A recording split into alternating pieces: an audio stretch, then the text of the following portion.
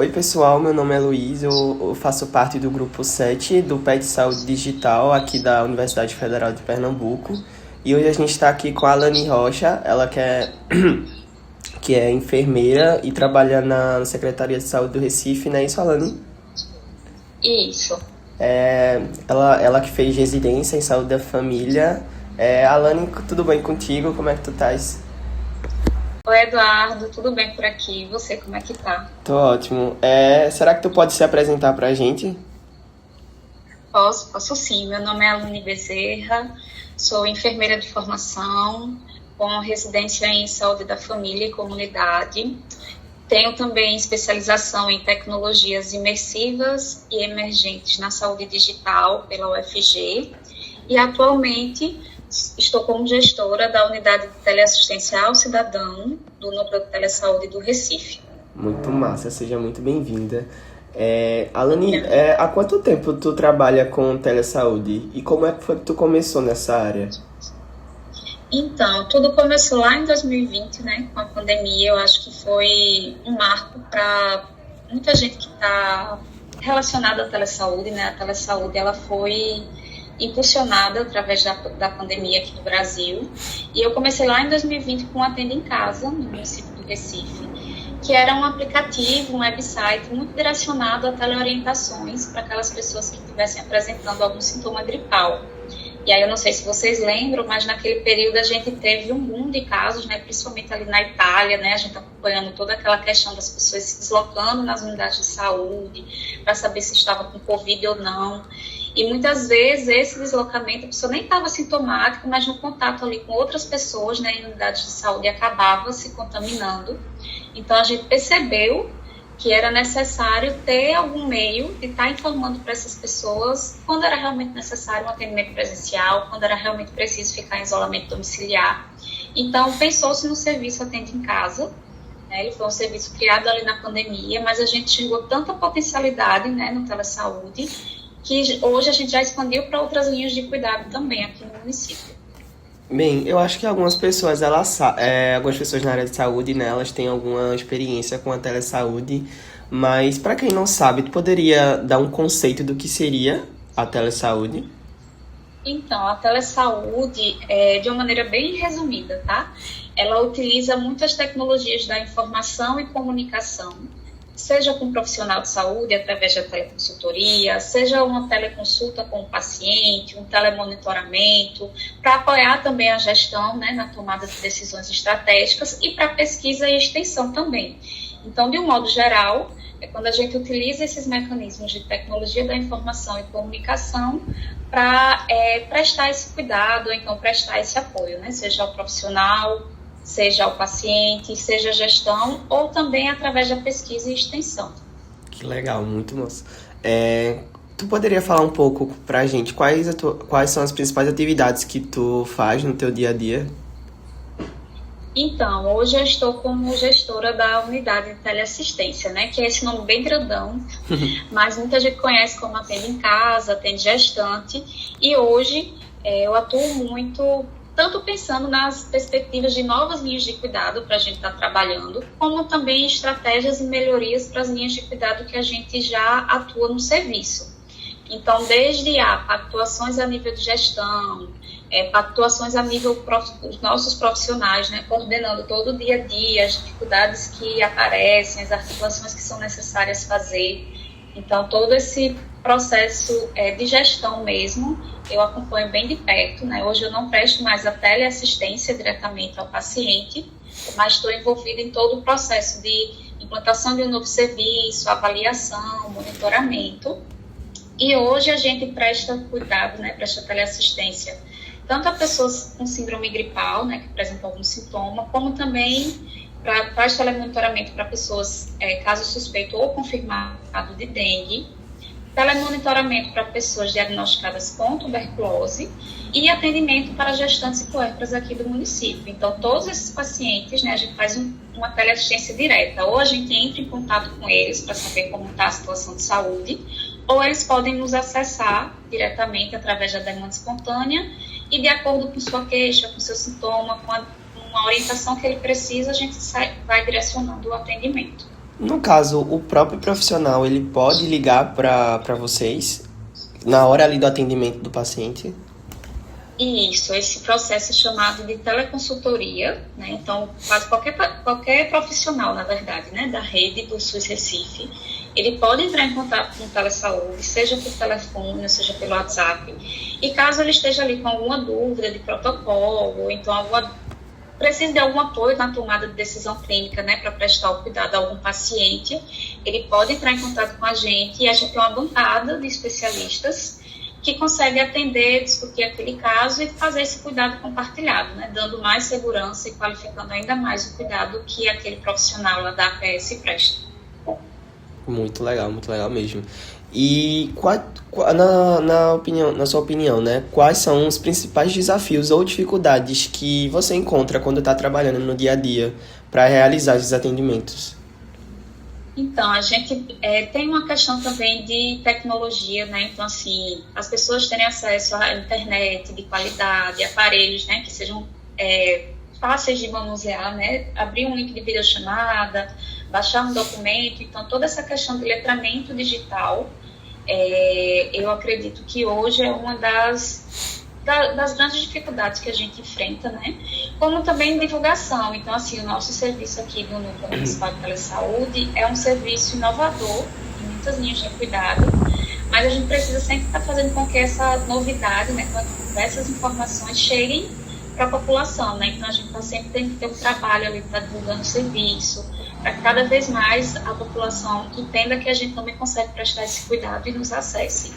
Então, acho que hoje a questão de letramento digital, acesso à internet e divulgação, né, do serviço são um dos pilares aí que a gente sempre tem que estar trabalhando para estar se fortalecendo, né? Legal. E, Alane, hoje a gente sabe que uma das principais dificuldades do mundo tecnológico é a questão dos dados pessoais das pessoas, né? Como é que tu acha como é tratado, no caso, esses aspectos de privacidade, sigilo e segurança das informações dos pacientes? Isso, esse é um ponto bem importante, né? A gente não tem como falar em telesaúde sem falar em segurança de dados, sigilo da informação. E aqui no Núcleo a gente preza muito por isso, né? Na verdade é o nosso primeiro pilar, digamos assim. A gente utiliza plataformas, né, com selo de segurança, autenticação, né, nas videochamadas. A gente utiliza o certificado IPA. Então, toda videochamada que a gente faz é realizada através de links Meet, mas gerados a partir de e-mails institucionais, né, que tem toda essa certificação.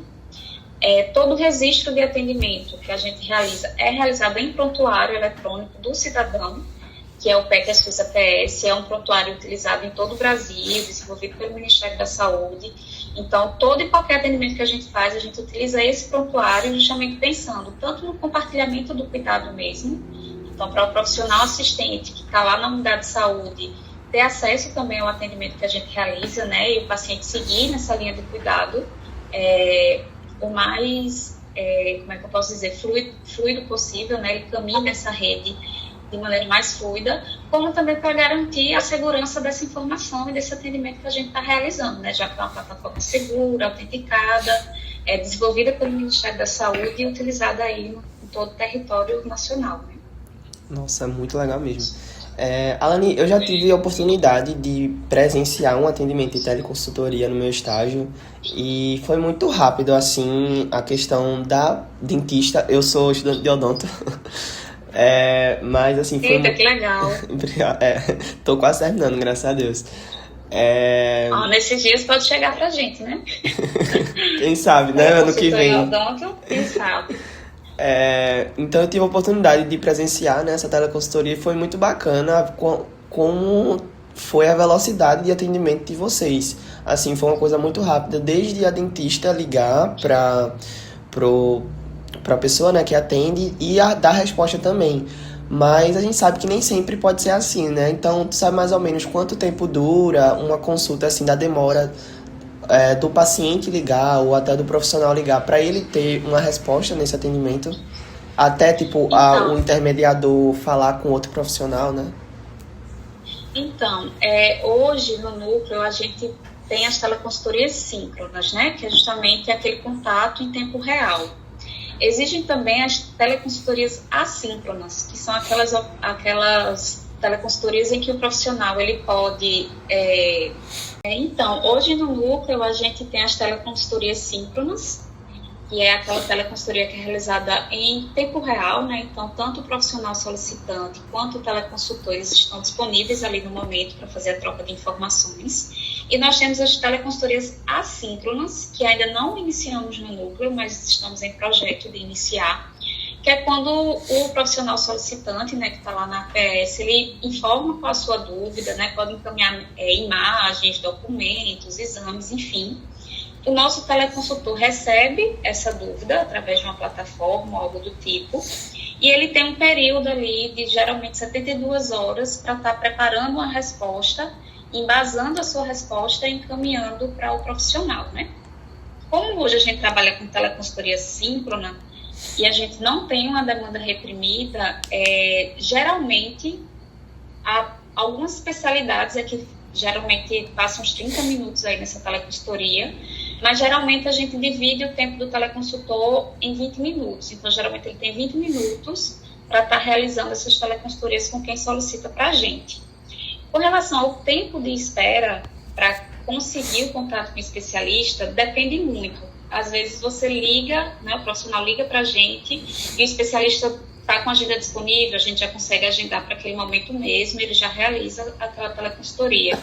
Mas às vezes não é o dia da agenda do especialista, então a gente precisa agendar para um outro momento. Mas assim, a gente não tem uma demanda reprimida ou algo que leve muito tempo para ter esse contato, sabe? Hoje a gente está com a demanda, conseguindo diluir bem essa demanda. Entendi. E existe algum caso, assim, em que o profissional, ele faz uma teleconsultoria e o atendimento presencial, ele se torna necessário ou é totalmente online? A teleconsultoria é totalmente online, né? Que é profissional e profissional ali discutindo um caso e decidindo juntos, né, qual a melhor conduta. Já na teleconsulta, por exemplo, uma teleconsulta que a gente faz, vamos supor, uma gestante do município descobriu que a gente tem o serviço do Atende Gestante e entrou lá em contato com a gente através do WhatsApp da prefeitura, e foi direcionada para um atendimento com uma de nossas médicas ou enfermeiras obstetras, digamos assim. E aí, no momento daquele teleatendimento, a enfermeira ou a médica identifica algum sinal de alerta, ou então alguma condição que precise de uma avaliação presencial. Aí esse profissional vai estar direcionando na rede qual unidade de saúde essa paciente pode estar se deslocando, já que esse atendimento presencial é necessário. Naquelas situações em que é possível resolver por teleconsulta, que não necessite de um encaminhamento para uma avaliação presencial, digamos assim, o atendimento é resolvido por teleconsulta mesmo, seja por videochamada, seja por telefone. Mas nas teleconsultorias é 100% online. Certo. Tu já atuou em outra área da teleconsultoria, porque hoje tu tá trabalhando na gestão, não é isso? Isso, hoje eu estou como gestora da teleassistencial ao cidadão, que é onde a gente tem muito teleconsulta, telemonitoramento, mas Elisângela, ela é a gestora da unidade de teleassistencial profissional, que é a unidade que fica realmente responsável pela questão das teleconsultorias no município. Tu já trabalhou em outra área, já, além da gestão? Já trabalhei. Trabalhei com vigilância, trabalhei também no SANAR, que era um programa de apoio, né, às doenças negligenciadas, e saúde da família também. Quais são as principais dúvidas, assim, quando não sei se vocês recebem esses dados, mas assim, quais são as principais doenças, assim, que o pessoal recebe na teleconsultoria? Porque tu falou que fala de dengue, né, doenças emergentes, mas aqui no Recife mesmo, quais são as principais doenças, assim, que tu acha que são mais frequentes quando o profissional liga? Então, com relação à dengue, a gente faz o telemonitoramento. Então, a gente entra em contato com os pacientes, né, para fazer o telemonitoramento diretamente com os pacientes. Nas teleconsultorias, a gente está hoje com 23 especialidades, né? Uma das especialidades mais acessadas é a ginecologia e obstetrícia. Então, são profissionais que estão ali com aquela gestante, não sabem, por exemplo, se é se a gestante apresenta alguma comorbidade ou alguma situação que precisa encaminhar para um pré-natal de alto risco. Então, eles entram em contato com a gente para discutir aquele caso, se precisa realmente encaminhar, se é algo que dá para resolver, para manejar ali na APS. Então, assim, com relação à ginecologia e obstetrícia, geralmente são essas questões relacionadas a pré-natal de alto risco, né? E aí vai desde hipertensão, diabetes gestacional, enfim, né? Todas as comorbidades, situações que envolvem um critério para encaminhamento à especialidade, né? A gente tem também dermatologia, e aí entram várias situações, né? O universo da dermato é gigantesco. Mas, assim, hoje uma das maiores especialidades de acesso que a gente tem é realmente ginecologia e obstetrícia. Entendi. A gente está finalmente chegando ao final, mas para encerrar a gente gostaria de saber só mais uma perguntinha. Se tu poderia compartilhar algum caso ou experiência marcante na telesaúde, assim, que tu presenciou? Tem algumas, mas eu acho que duas, sempre que alguém me faz essa pergunta, eu recordo assim de cara. Teve uma mais recente, que foi no Atende Gestante, né? A gente estava num plantão com um enfermeiro obstetra da nossa equipe, Tiago, e aí uma gestante entrou em contato através do WhatsApp da prefeitura, iniciou o teleatendimento por videochamada, né, com esse nosso enfermeiro, e ele identificou de cara, assim, sinais de parto prematuro, né? E aí essa gestante não estava sozinha, não tinha como se deslocar até uma maternidade. Então, junto com ela, né, ele acionou o SAMU conseguiu ir até a residência, deslocar essa paciente, e aí prestou todo o atendimento necessário, né? Ela não entrou em trabalho de parto prematuro, né? A gente conseguiu, através desse acionamento rápido, né, dessa conduta rápida, ela foi atendida, foi estabilizada, retornou para o domicílio dela. E aí, quando chegou realmente o tempo a termo, né, que é aquela idade gestacional ideal já para parir, ela entrou em trabalho de parto e o bebê nasceu bem, ela teve um puerpério tranquilo também, e a gente continuou fazendo os telemonitoramentos para acompanhar esse caso, né?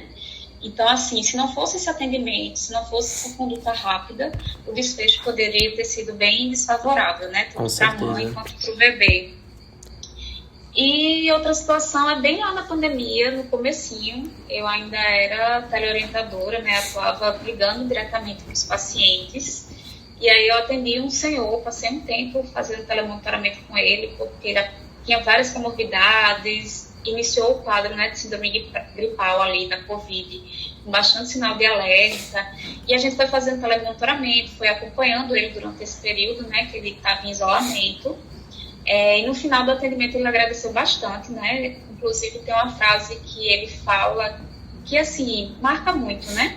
No sentido que nunca imaginou que no SUS a gente teria um atendimento como esse, né? Que nem no plano de saúde dele ele foi tão bem atendido. Então, eu acho que relatos assim mostram pra gente o quanto a gente consegue fortalecer o SUS com a telesaúde, né? O quanto a gente consegue estar levando mais cuidado, quanto a gente consegue estar ampliando esse cuidado, né, diminuindo essas barreiras de acesso, e que nem sempre a questão da conexão, né, da distância entre telas é sinal de pouca conexão, de pouca empatia, né, de pouca humanização no atendimento. Muito pelo contrário, a gente tem relatos muito positivos dos pacientes que são atendidos por a gente, né, mais de 97% do nível de satisfação na pesquisa que a gente tem. E um dos pontos que ele sempre traz é justamente esse, o acolhimento, a forma de ser atendido, como as orientações são repassadas. Então, todos esses pequenos relatos, né, que a gente vai juntando aí ao longo da trajetória, reforçam o quanto a telesaúde tem potencial de estar se expandindo ainda mais no SUS. Nossa, com certeza a gente vê um impacto positivo, né, principalmente para o paciente, não só para o profissional, né, mas para o paciente também. Nossa, fiquei arrepiado com essa história da grávida, tu acredita? Nossa. Acredito, a gente ficou assim, estarrecido, assim, desde o coração da gente, muito grato, né? De ver o trabalho que a gente está conseguindo desenvolver. Com certeza, e parabéns pelo trabalho, eu acho um trabalho muito legal. Eu não tinha ideia de que existia isso até a graduação. Acho que quando eu estava pagando saúde coletiva, a professora comentou, não sei se tu conhece, Márcia Dantas. Ela... É de odonto, né? É de odonto. Já ouvi falar. Pronto, eu tive algumas aulas com ela e ela comentou sobre esse serviço de saúde, né? E eu achei muito bacana mesmo, muito interessante. E eu acho também que o PET abordando essa temática ajuda muito as pessoas a entenderem como funciona, né, realmente na prática. Isso. Como acho que em algumas perguntas anteriores eu acabei pontuando assim rapidamente, que é um serviço novo, assim, né? A telemedicina, a telesaúde já existe há um tempo, já é trabalhada há um tempo fora do Brasil, né? Mas aqui no Brasil ela ganhou muito destaque com a pandemia. E aí, mesmo que tenha sido lá a partir de 2020, né, que a gente já tenha passado pela pandemia, ainda é um serviço que a gente precisa sempre estar divulgando, estar fortalecendo, fazendo com que as pessoas entendam o papel do núcleo, né, o papel do serviço, e para a gente estar fortalecendo o nosso trabalho, né? Então, assim, é um trabalho de formiguinha mesmo, de estar levando a informação, de estar divulgando. Inclusive, você que já conhece o serviço, quem estiver escutando a gente, podem divulgar, tá? Com certeza. A gente sempre reivindica isso, né? Para cada vez mais a gente tá tendo acesso aí, tanto pelo paciente quanto pelo profissional também. Excelente. Alane, a gente queria muito agradecer a tua participação. Desculpa o trabalhão que a gente teve. Eu sei que foi um podcast um pouco demorado, né? Mas eu acho que vai fluir muito na hora que a gente apresentar isso para os alunos. E muito obrigado mesmo, de verdade. Nada, Luísa, eu que agradeço. Como eu te falei, né? A agenda é meio corrida, mas a gente sempre gosta de estar divulgando o serviço, né? Gosta de estar falando sobre, porque a gente entende que é um espaço importante, né? Principalmente o PET, da gente estar fortalecendo, de estar divulgando e de cada vez mais as pessoas estarem nos acessando. Então, assim, muito obrigada pelo convite também. Nada. E desculpa aí os atrasos, mas deu certo. Deu certo, obrigado.